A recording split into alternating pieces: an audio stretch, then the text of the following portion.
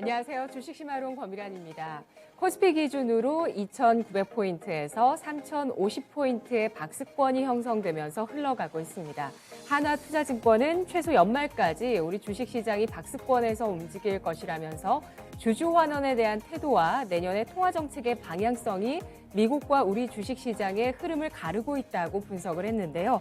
연말까지 박스권에 머물 것이라는 근거는 크게 세 가지가 있었습니다. 첫 번째로 빅 IPO 이슈인데요. 수급적인 요인이죠. 대규모 기업 공개는 주식 공급 이벤트입니다. 여전히 대기하고 있는 LG 에너지 솔루션 같은 대형 IPO가 국내 주식시장의 밸류에이션을 낮추고 있다고 분석을 하고 있고요. 그리고 내년 EPS 역성장에 대한 우려, 또 통화정책 사이클, 이 세 가지가 박스권에 묶어놓고 있는 요인이라고 판단하고 있습니다. 하나투자증권은 한국은행이 올해 11월에 금리 인상을 단행하고 내년에도 두 차례 금리 인상을 하면서 내년 기준금리 연 1.5%를 예상했는데요. 수급, 실적, 금리가 시장을 압박하고 있습니다. 지금 시장 이해할 수 있는 주제 오늘도 두 가지 마련했는데요. 첫 번째 주제부터 화면으로 확인하시죠. 중국 증시 루머 영향 및 투자 전략은? 네, 오늘 이 주제 함께할 전문가 메리츠 증권 이희권 지점장 만나보겠습니다. 안녕하세요. 네, 안녕하세요.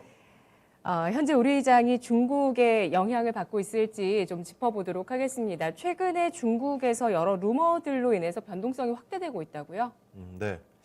어제 장만 하더라도 저희 시간으로 중국장이 개장하기 전에 여러 가지 루머들이 돌았어요.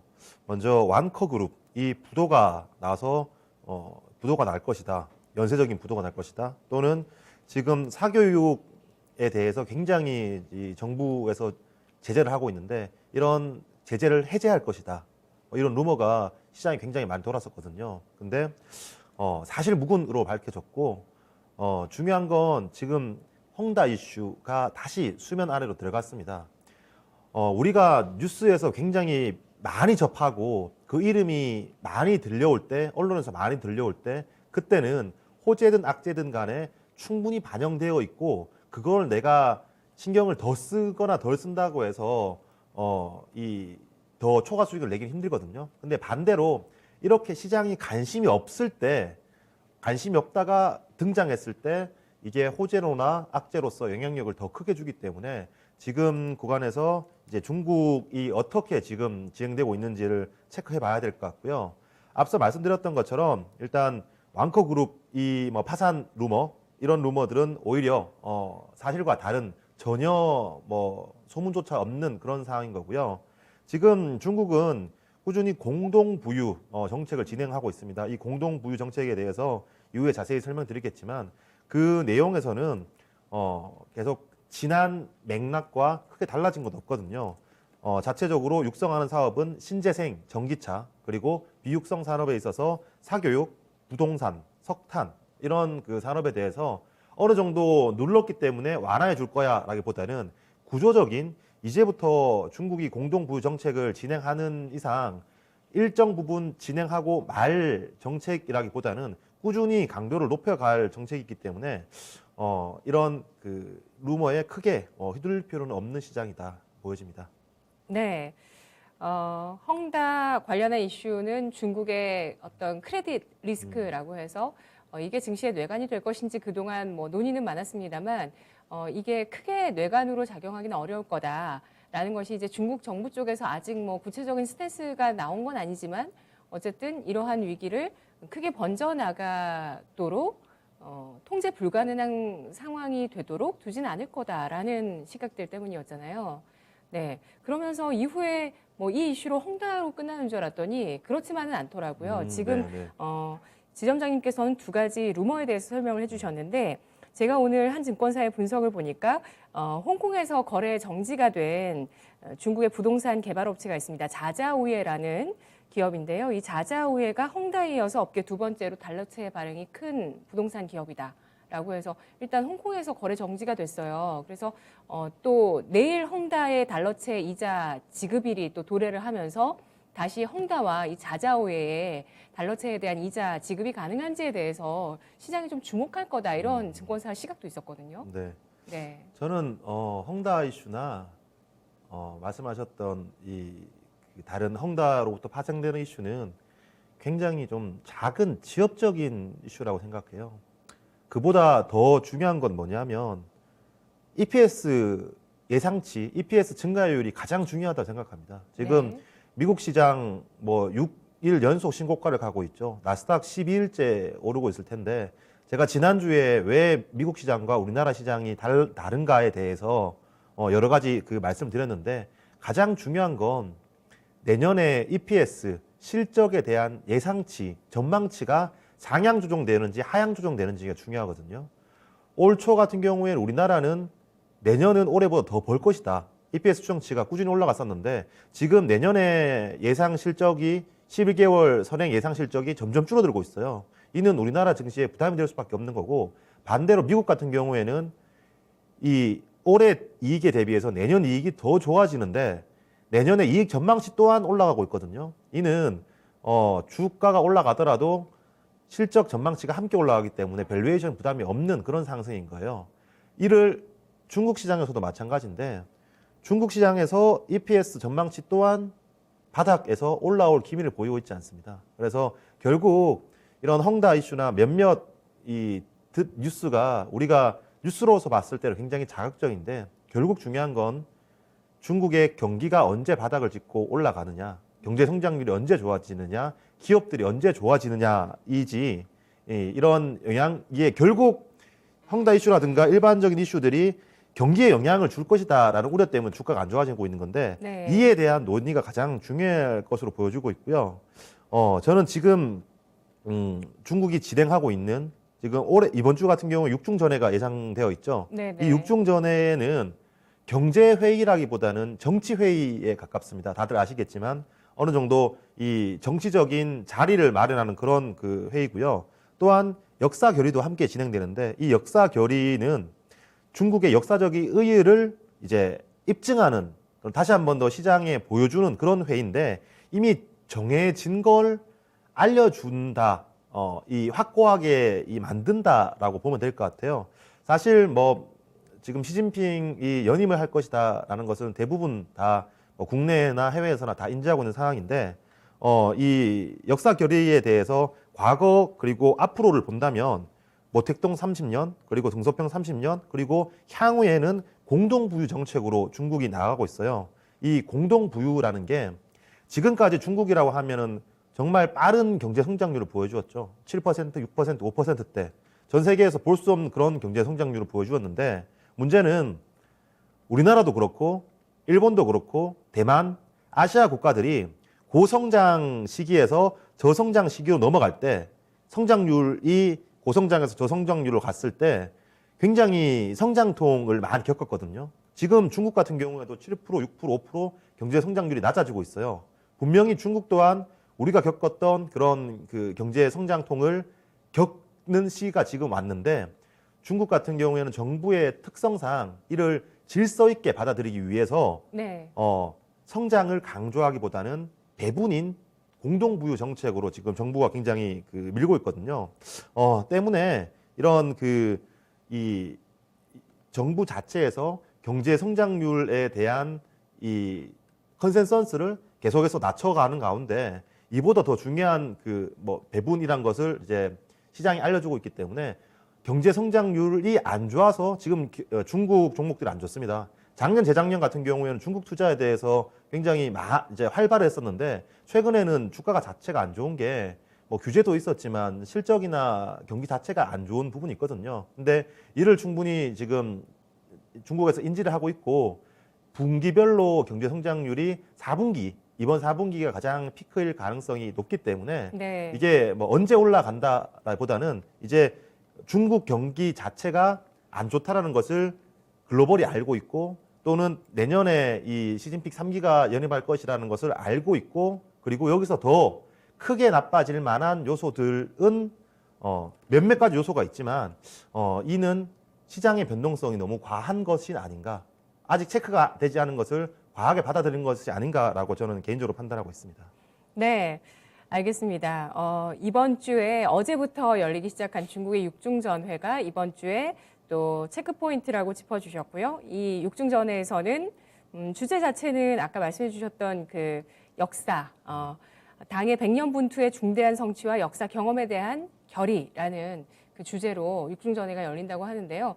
이 자리에서는 정치적인 그 내용의 회의라고 하셨는데 결국에는 그 공동부여에 대해서 좀 더 구체화할 것이다라고 보시는 거죠. 시장이 알고 있는 걸 네. 그리고 시장이 인지하고 있는 걸 뭐 다시 한 번 더 확인시켜 주는 자리라고 생각되기 때문에 예. 이게 이미 시장에 영향을 주었기 때문에 이 육중전회라든가 역사 결의가 추가적으로 시장에 이슈 영향을 줄 만한 부분은 크지 않다 생각합니다. 네. 그렇군요. 오늘 그러면은 지금 두 가지 내용을 설명을 해주셨는데 중국의 루머, 또 헝다발 이슈, 이 내용 그리고 또 육중전회 이러한 부분들이 지난 몇 달 사이에 이미 시장에 다 녹아들었기 때문에 네.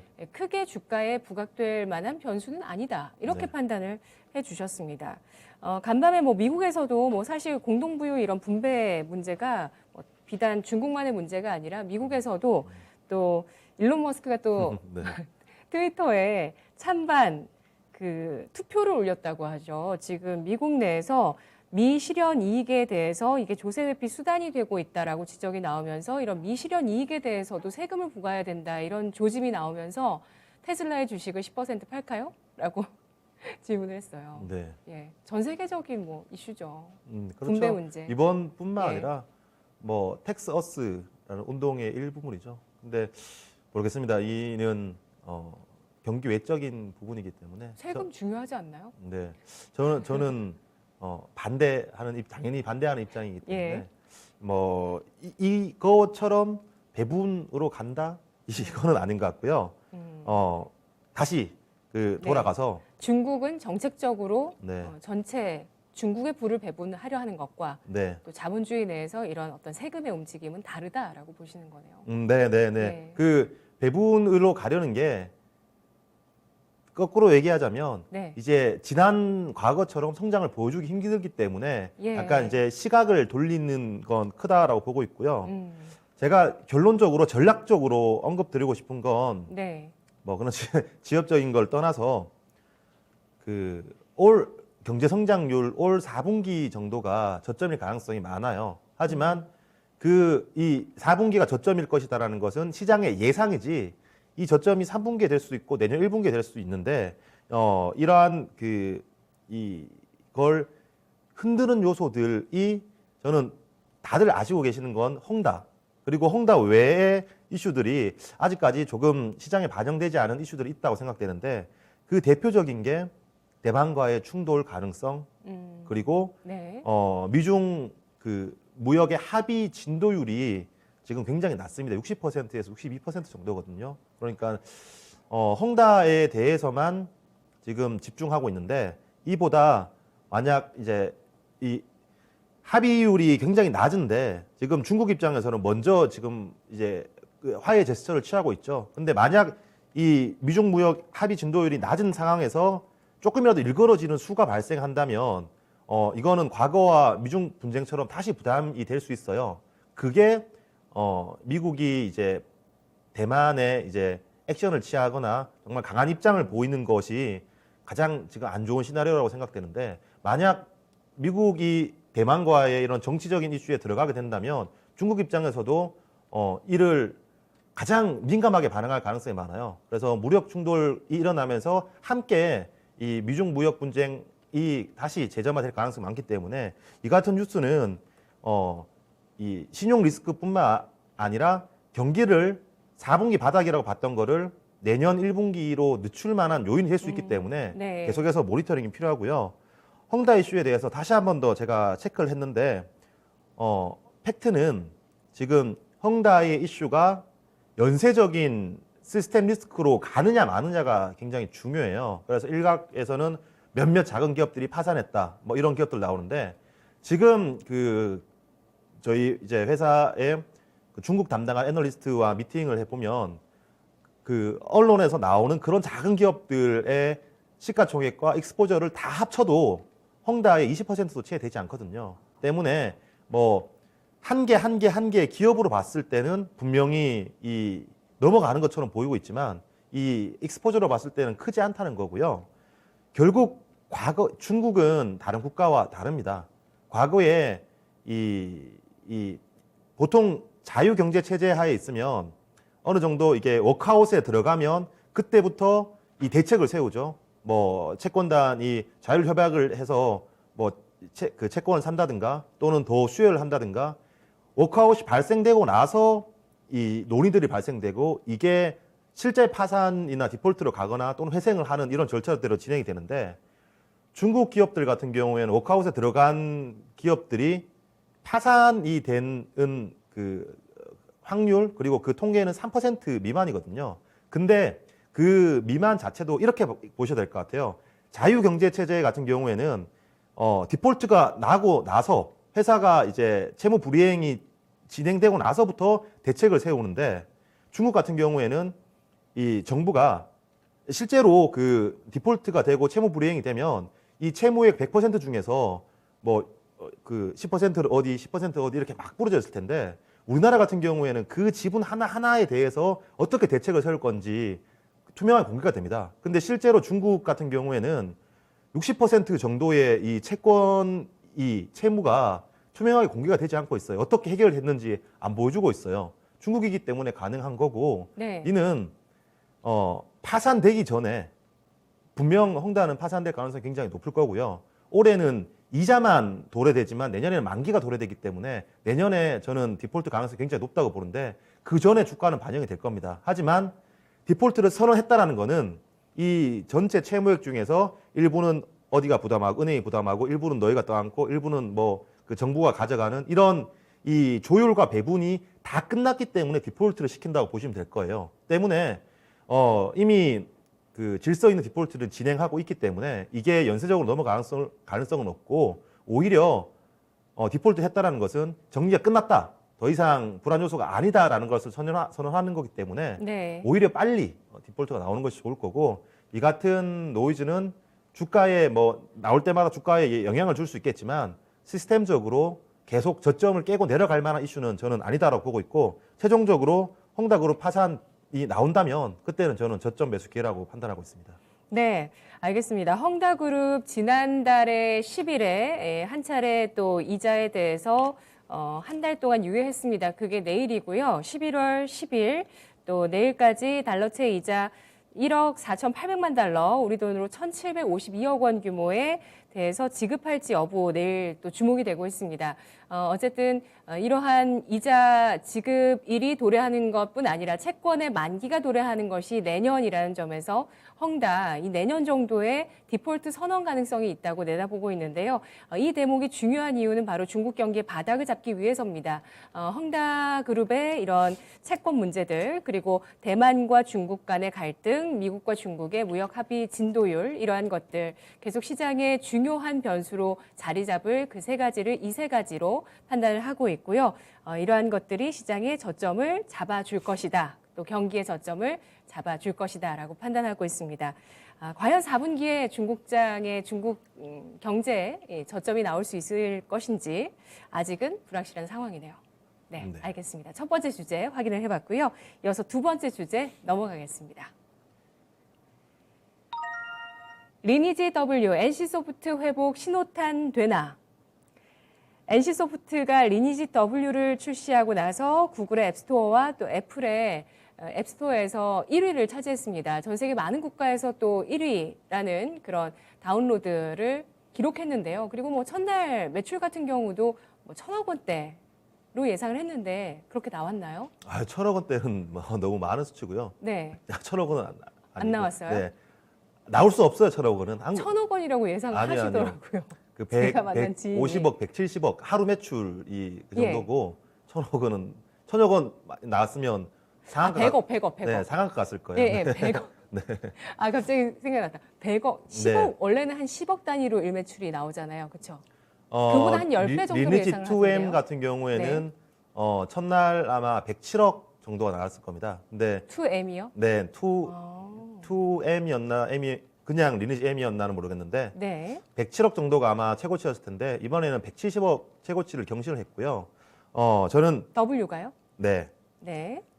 먼저 큰 그림을 조금 그리고 싶은데 저는 리니지를 하고 있지 않고요. 네. 한 번도 해본 적도 없고 NC소프트를 최근에 계속 말씀을 드렸는데 NC소프트를 사자라는 콜보다 리니지 W를 주목하자 이런 콜보다 NC소프트의 지금의 시기를 매수하자라는 의견이거든요. 지금의 NC소프트가 좋다는 것이 아니라 네. NC소프트라는 회사가 지금의 밸류에이션, 지금의 시기가 저는 가장 쌀 것이다라는 콜이에요. 지금 뭐 시장은 다 리니지 W의 출시 성과만 보고 있죠. 그래서 네. 주가가 급변동하는데 출시한 첫날에 너무 인기가 좋아서 이 서버가 혼잡한 바람에 이제 아예 접속 자체가 안 됐었죠. 그래서 실시간 매출액이 생각보다 늦게 올라왔기 때문에 첫날에 두 자릿수에 가까운 하락을 했습니다. 하지만 이후에 서버를 증설을 하고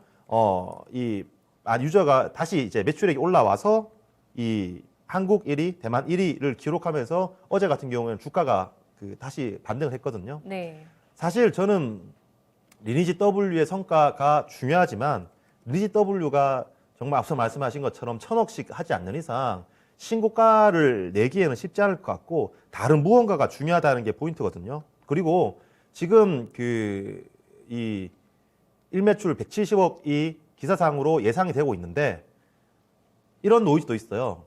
유명한 유튜브들한테 마케팅비로 네. 뭐 몇 억씩 지급을 하고 많게는 뭐 10억 단위로 지급을 하고 그 유튜버들이 모두 이제 결제를 하게 해서 어차피 내 돈이 나가서 내 돈이 들어오는 것이 아닌가라고 우려를 하는데 맞는 말이고요. 실제로 과거에서부터 그렇게 많이 이제 진행이 되었습니다. 이는 마케팅 차원인 거고 결국 근데 일시적인 부분이 얼마나 길게 이어질지 이같이 매출이 1위에 올라왔던 게 얼마나 지속할지가 관건인데 이는 시간이 해결해 줄 거라고 보여주고요. 하지만 이 리니지 W는 실적, EPS에 영향을 줍니다. 지금 NC소프트가 중요한 건 어느 정도 시장이 예상하고 있는 것보다 더 서프라이즈를 내지 않는 이상 무언가 하나가 더 중요한데 그 무언가 하나를 기다릴 만한 저는 좋은 시기가 아닌가라고 해서 다시 한 번 더 NC소프트가 아닌 NC소프트의 현재 시기에 대해서 강조드리겠습니다. 네, 알겠습니다. 지금 뭐 다른 한켠에서 게임주 가운데서 플레이 투 언 쪽이 굉장한 호응을 얻게 되면서 상대적으로 플레이 투 페이 했던 그런 게임을 출시하고 수익을 많이 냈던 그런 게임사들의 주가 하락세가 나왔는데요. 이러한 악재의 어떤 정점 차원에서 현재 시기를 매수할 만한 시기라고 판단을 계속 하신다라는 말씀이신 거죠. 결국 미래의 주가는 예상되는 EPS 곱하기 멀티플이죠. 지금 전기차 같은 경우에는 EPS 계속 좋아지고 있고요. 캐파도 늘어나고 있고 멀티플 또한 좋아지고 있습니다. 대표적으로 EPS와 멀티플이 증가되는 그런 섹터고 철강이나 화학 같은 경우에는 화학 지금 롯데케미칼 같은 경우 계속 신저가를 가고 있죠. EPS는 좋아지는데 멀티플이 하락하고 있어요. 근데 이제 리니지가 좋아지기 위해서는 NC소프트가 좋아지기 위해서는 워낙 이익 체력이 커졌기 때문에 이 이익 체력이 여기서 2배, 3배 갈 수는 없습니다. 때문에 이 EPS 곱하기 멀티플에서 EPS에 보다는 저는 멀티플의 요소가 더 중요하다고 생각되거든요. EPS는 이 NC소프트의 EPS는 리니지입니다. 리니지의 성과, 리니지의 모바일의 성과가 실적 추정치를 좌우하겠죠. 근데 지금 이보다 더 중요한 거는 어떻게 NFT를 활용할 것인지 멀티플 요소가 더 중요하거든요. 네. 극단적으로 지금 P2E 그러니까 P2Win이 아닌 P2E 기업들 NFT를 활용하는 그런 기업들의 주가 상승률이 현재 실적 그리고 당장 한 개, 두 개 분기 내년의 실적을 과하게 지금 멀티플을 주고 있거든요. 이는 저는 과하다는 표현은 아니지만 분명히 시장이 똑똑하다, 집단지성이라고 보고 있는데 대표적으로 위메이드, 게임빌, 컴투스, 갤럭시아 모니터리 그리고 심지어는 제작사인 드라마 제작사인 A스토리조차도 NFT를 접목한다라고 해서 지리산으로 정말 안 좋았던 주가가 다시 NFT로 올라오는 이런 상황이 발생되고 있거든요. 때문에 이 유저 수가 증가되는 것, 일매출도 중요하지만 언제 NC소프트가 리니지라는 플랫폼에 NFT를 접목할 것인가 이 시기가 가장 중요하다고 생각해요. 접목할 수 있다고 보시는 거네요. 저는 시간 문제라고 생각하고 있어요. 예. 우리가 과거를 돌이켜 보면 한 5년 전으로 돌아가 보겠습니다.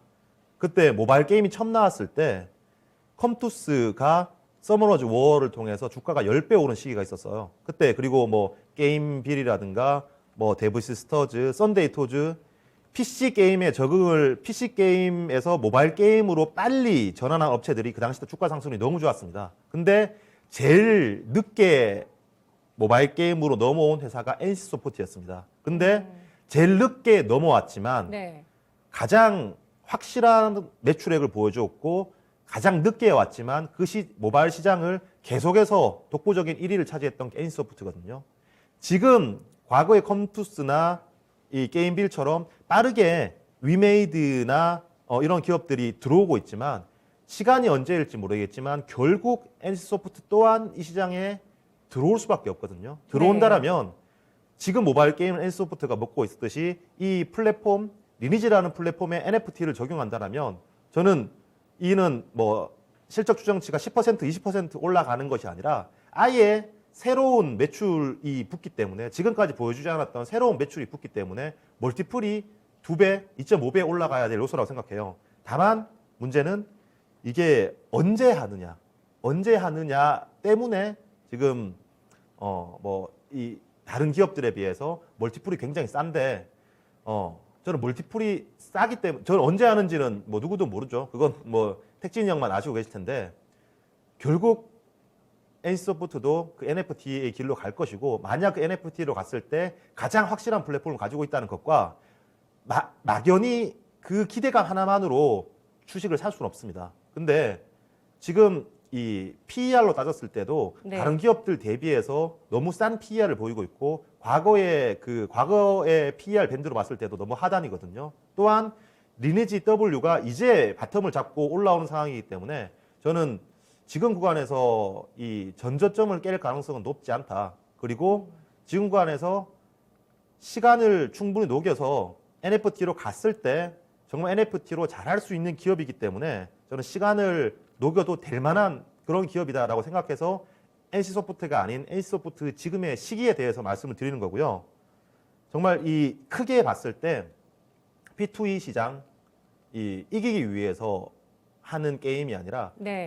돈을 벌기 위해서 하는 시장은 그 시장을 만들어 놓으면 돈을 벌려고 하는 사람들도 많이 유입이 되기 때문에 실제로 일부 국가들 같은 경우에는 장려하고 있죠. P2E 게임에 대해서. 때문에 이 시장은 간과해서는 안 된다. 앞으로 이게 단순히 테마가 아니라 정말 커져나갈 시장이다라고 계속 강조를 드리고요. 제가 매주마다 하이브에 대해서 강조를 드리는데 처음으로 제가 쓰는 단어예요. P2E가 이제 Play to Earn인데 F2E 저는 하이브가 F2E 기업이라 생각해요. Pen to E 놀고 돈 벌자라는 게 P2E인데 F2E, Pen to E는 팬이 되고 팬 활동도 하고 돈도 벌자는 거거든요. 지난주에 바운드리스 그 방시혁 의장이 바운드리스를 설명해 주었는데 저는 네. 굉장히 소름 돋으면서 봤어요. 쉽게 얘기해서 그 BTS의 이 포토카드를 NFT로 만들겠다라는 건데 하이브 F2E를 가장 잘할 수 있는 기업이라 생각해요. 이 플랫폼 자체도 플랫폼이라는 것은 NFT 시장이죠. 증권사나 이런 시장, 카지노 같은 시장 이를 두나무와 협력을 통해서 지분을 확보하고 있고요. 그리고 이미 위버스라는 생태계 자체가 우리나라 가수들 뿐만 아니라 미국의 가수들조차도 유입되어 있고 유튜브에서 가장 이 트래픽이 많은 위버스가 이 메타버스의 플랫폼의 가장 중심이 될 수 있습니다. 그리고 플랫폼조차도 거대하게 만들 수 있는데 이 플랫폼에서 소비될 NFT 소비될 콘텐츠 또한 막강하거든요. 그러니까 이 플랫폼도 가지고 있고 이 플랫폼에서 소비될 콘텐츠도 확실히 가지고 있다는 차원에서 네. 저는 하이브 그 100조 말씀드렸는데 충분히 100조를 제가 이제 손님들하고 이야기를 해보면 2, 3년 뒤에 두세 배는 갈 거예요. 2, 3년 어떻게 기다리냐고. 나는 못 사겠다고. 당장 다음 달 올라갈 게 중요한데 2, 3년 어떻게 기다리냐고. 근데 그런 실현 가능성이 빨리 왔을 때 그건 2, 3년이 아니라 1, 2년 안에도 될 경우가 많거든요. 그리고 포트폴리오를 다 당장 다음 달 하루하루 먹고 살 포트폴리오를 구성하면 지나고 보면 남는 게 없습니다. 때문에 저는 하이브 100조 그림을 보고 F2E에서 실제로 테마가 아닌 돈을 그리고 P2E에서는 시간의 문제지만 결국 이 승자는 NC소프트가 될 것이다라고 보고 있습니다. 네, F2E가 공식적인 어떤 단어는 아니요, 아니죠. 공식적인 단어는 아니고 지어주신 거죠. 제가 만들어서 밀고 있는 단어예요. 좋은 단어입니다. 네, 저희 네. 밀게요. 저희도 주식심화론에서 한번 밀어보도록 하겠습니다. 네, F2E 그리고 P2E. 게임 업계에 지금 중요한 화두로 떠오르고 있는 P2E. 이게 이제 NFT 게임에서의 NFT 어떤 아이템들의 사고 파는 움직임, 여기에 그리고 플레이 투 언을 할 수 있는 그러한 여러 가지 흥행 IP를 갖추고 있는 기업이라든지 아니면은 뭐 이런 코인을 갖고 있는 그러한 기업들, 이런 것들의 시장이 멀티플이 크게 주어지고 있는 시장입니다. 이런 차원에서 이제 게임주의 투자 관점은 EPS, 즉 일매출보다도 이러한 멀티플이 더욱더 중요한 요소다라고 판단을 해주셨고요. 그런 차원에서 지금 시장에서 NFT 관련주로 뭐 많이 올라갔던 다른 게임주들보다 NC소프트가 안전한 선택이 될 수 있다라고 판단을 아니요. 하시는 거예요. 그런 상대적인 의미는 절대 아니고요. 그러면 네. NFT 주도 지금 따라가도 늦지 않았을까요? 저는 충분히 지금도 뭐 계속해서 가져가야 된다 생각하고 있고 예. NFT 시장 거래소 중에서 오픈시였나요? 시오픈이었나요? 제가 정확하게 그 우리나라 기업이 오픈시. 아니라서 오픈시. 오픈시, 네. 예. 오픈시가 이 NFT 거래를 한 지 4년인데 그 4년 동안 누적 거래액이 1조 달러가 거래가 됐어요. 1조 달러 아마 제 기억이 맞을 겁니다. 근데 4년 동안 1조 달러가 거래했는데 이 최근 2달 동안 10조 달러가 거래가 됐어요. 그러니까 이는 당장의 테마가 아니라 정말 변화가 일어나고 있는 겁니다. 정말 이는 그 실제로 돈이 움직이면서 변화가 일어나고 있는 거기 때문에 그런 뭐 위메이드가 좋냐, 컴투스가 좋냐, 게임빌이 좋냐, NC소프트가 좋냐 이런 게 아니라 시장 자체가 커지고 있기 때문에 바스켓으로 다 함께 봐야 되는 거고 중요한 건 아무리 좋은 기업이더라도 주가가 그거를 다 반영했다라면 주식으로서의 메리트가 없습니다. 근데 네. 이 지금 과하게 오는 종목들이 더 앞으로 반영할 것이라고 보는데 시기가 중요하고 이 NFT에 대한 메리트가 중요한데 뭐가 더 좋다 이게 아니라 아직 NC소프트가 NFT에 대해서 기대를 하지 않고 반영이 되지 않았을 때가 가장 싸게 살 수 있는 기회가 아닌가. 근데 그건 충분히 이제 저의 생각과 함께 공유를 하고 긴 호흡으로 봤을 때 가능한 건 아닌가. 네. 그렇게 봅니다. 네, 알겠습니다. NFT의 거래 대금을 힌트로 참고해 보시면 좋을 것 같습니다. 9월, 10월, 11월 급증한 거래 대금.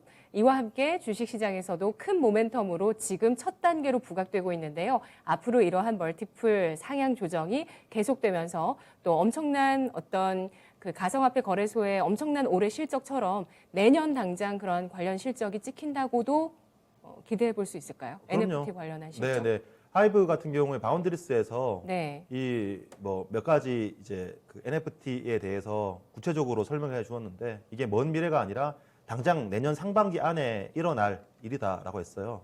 이게 과거에 전기차 같은 경우에도 기대감으로 주가가 한번 올랐다가 다시 오랜 기간 쉬었다가 실적이 나타날 때 이 눈에 보이기 시작할 때 주가의 상승률이 가장 컸거든요. 그러니까 지금은 그게 빨라지고 있기 때문에 저는 NFT는 내가 NFT를 산다 안 산다보다 NFT로 이용해서 돈을 버는 기업들은 지금의 이 수익보다 전혀 다른 차원의 네. 수익을 벌 수 있는 기업들이 나타날 것이다. 두세 알게 배 포인트입니다. 정도가 아니더라고요. 그렇죠. 그런 성장이 네, 네. 나올 때는 그렇죠. 네. 예, 소통을 좀 해볼까요? 우리 시청자분들이 NC소프트에 대해서 또 의견을 많이 주시는데요. 어떨 것 같으세요? 긍정적 의견이 많을 것 같으세요? NC소프트에 부정적 대해서? 의견이 훨씬 많을 것 같아요. 예, 맞습니다. 부정적 의견이 대부분이고요. 한번 볼게요. 아까 제가 그 매출 좀 헷갈렸는데 양평타짜님께서 이해를 해주셨습니다. 1,000억 원이면 상한가. 네, 헷갈릴 수 있죠라고 하셨는데요. 네, 그러니까 보통 일매출보다 한 10배였다고 기억을 했는데 1,000억으로 그걸 기억했습니다. 아까 170억 일매출 첫날 네, 찍혔다고 네, 말씀을 네. 해주셨고요. 보시면은 까마귀님께서 리니지 W가 망할 것 같다는 게 첫날부터 사람들이 빠져서 패키지 상품이 싸게 풀렸습니다. 싸게 풀린 패키지 때문에 매출이 올랐는데 이거 다 팔리면 매출 떨어질 게 눈에 보입니다. 라고 글을 주셨어요. 네. 패키지 상품을 싸게 내놨대요. 네. NC소프트 게임에서. 제가 몰랐던 내용이라서 뭐 언급은 자세하게 못 드리겠는데 네. 노이즈가 많았어요. 그 버그에 대한 노이즈도 있었고요. 근데 그건 뭐 지나고 나 봐야 하는 거고 사실 제가 제일 먼저 NC소프트를 콜한 게 59만 원대 너무 부정적인 의견을 말할 때 시기상 콜을 드렸는 건데 지금 그런 이게 추정치가 170억이나 올라왔는데 바닥에서 올라온 주가 상승률은 거의 없습니다. 그렇기 때문에 지금 여기 시청자분들처럼 다들 의심하고 있어요. 그리고 못 믿고 있고 네. 그리고 불신하고 있는데 일매출이 흔들릴 수도 있겠죠. 그렇죠. 근데 시간이 지날수록 1위를 지키면 지킬수록 과거에 리니지 M도 마찬가지였거든요. 나왔을 때 정말 주가의 변동성이 크고 이 안티도 많았지만 꾸준히 1위를 유지하면서 주가는 신고가를 갔습니다. 근데 지금은 저의 포인트는 이게 여기서 획기적으로 좋아지기도 힘들고 획기적으로 나빠지기도 힘들고 네. 획기적으로 좋아진다고 해서 이게 주가가 과거처럼 큰 덩치의 주가가 이거를 그 민감하게 반영할 것 같지도 않거든요. 때문에 그보다 이제 얼마나 NFT에 관련된 게임을 완성도 있게 그리고 얼마나 빠르게 내느냐가 관건인데 저는 기다릴 자신이 있습니다. 네. 부정적 의견이 몇 가지 더 있는데요. 이 의견을 전해드리면서 이익원 지점장님의 의견을 한번 정리를 해보도록 하겠습니다. 하와와님과 오칸 플렉스님께서 NC소프트는 맨날 리니지만 만드네요 라고 하시면서 옛날에 불소 1이 나왔을 때가 NC소프트의 정점이었던 것 같습니다. 이번 게임도 이전 게임과 전혀 다른 게 없었어요. 그냥 NC소프트는 리니지 회사 이게 끝. 혁신 1도 없습니다. 라고 하셨습니다. 맞습니다. 네. 근데 혁신이 이제 다가올 수 있다는 가능성을 보시는 거죠. 그렇죠. NFT. 그런 기업이 정말 바뀌었을 때 제가 바뀐다 안 바뀐다는 뭐 알 수 없죠. 절대 알 수 없죠. 시장의 평가니까. 근데 그런 고정관념의 회사가 정말 바뀌었을 때 이 회사에 부여하는 리레이팅은 정말 클 것이라고 보고 있고 결국 NFT도 돈이 중요해요. 돈과 기술력이 굉장히 중요합니다.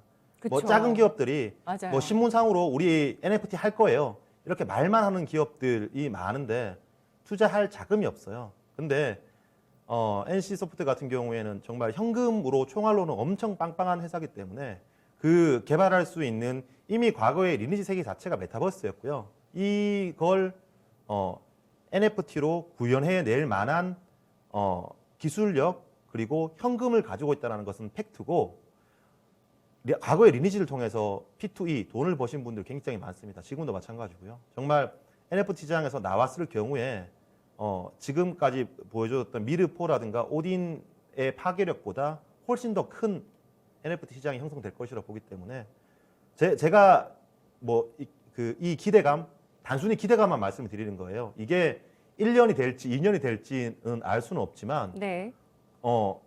그게 실제 본격적으로 진행됐을 때 저는 뭐 실적 추정치 20% 올라가는 것보다 더 크다.